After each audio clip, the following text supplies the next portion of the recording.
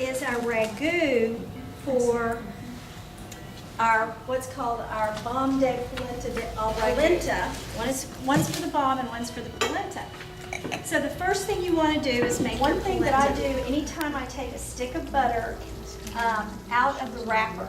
Don't throw your wrappers away, okay?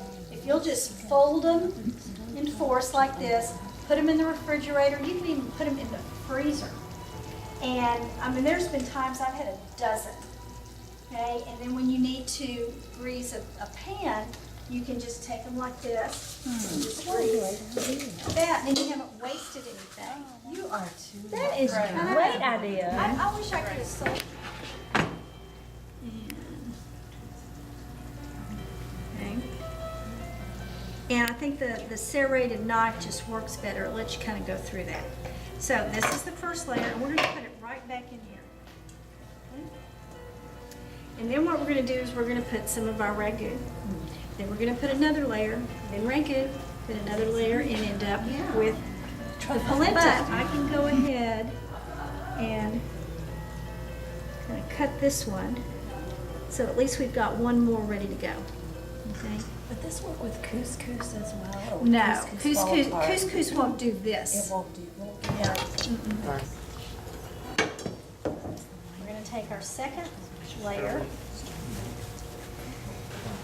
turn it over so it fits right back in here. Sorry, I'm moving around.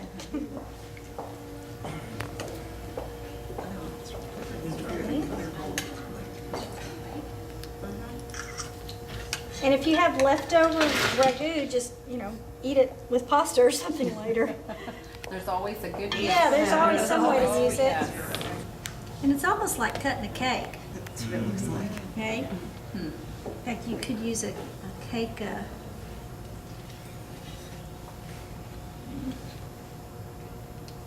Once you get all the way around, just kind of lift it up and go all the way across.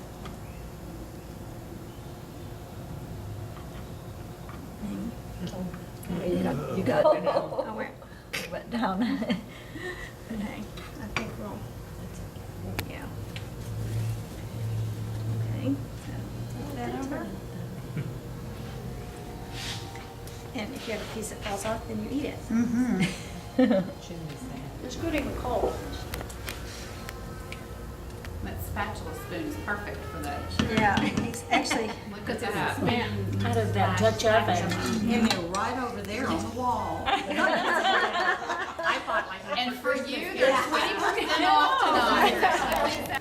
okay, so again, we're just gonna flip this over. But you're gonna bake in that, Carol? You're gonna bake that? I've It's never like a baked it. mixing bowl, but you can bake it. We're going to tonight. Spoons. I don't use quite that much, okay? So I don't think you need it because, number one, I'm using my butter wrapper.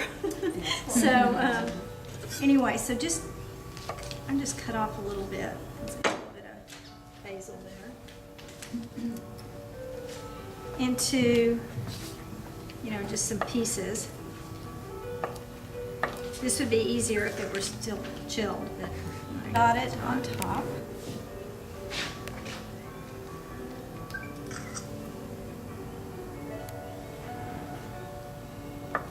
And why? You're gonna see. It's a mystery. Because when we put it in the oven, obviously that butter's gonna melt. And it's gonna add flavor right there. Not that I'm opposed to it. It's just leftover Italian bread that I put in the food processor and pulsed, so I got fresh breadcrumbs. And we're going to just do some breadcrumbs on top. Like that. And we're going to stick it and Is that your almonds and sugar? almonds, sugar, flour. Okay. And let me make sure. Okay. So we're going to then take 3 egg whites, flour mixture.